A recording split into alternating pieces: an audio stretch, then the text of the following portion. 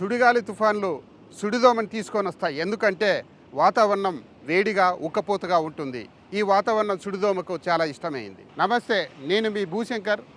మన రైతు మన సలహాల కార్యక్రమానికి స్వాగతం. ఇక్కడ మనకు వెదజల్లే వరి పద్ధతి ఉంది. సుడిదోమ నష్టం జరిగింది. అయితే సుడిదోమ కొన్ని వందల సుడిదోమలు కాండం పైన కూర్చొని రసం తాగి రసం పీల్చడం వల్ల సుడులుగా పైరు ఎండిపోతుంది. ఆ యొక్క వరిగడ్డిని పశువులు కూడా తినలేవు. ఈ సుడిదోమ రాకుండా చేసుకోవాలంటే రైతు మురుగునీరు ఉండకూడదు, యూరియా ఎక్కువ వాడకూడదు, సింథటిక్స్ వాడకూడదు, పైరు చిక్కగా నాటకూడదు. మందులు పిచికారి చేయాలంటే పొలంలోంచి నీరు పూర్తిగా తీసేయాలి.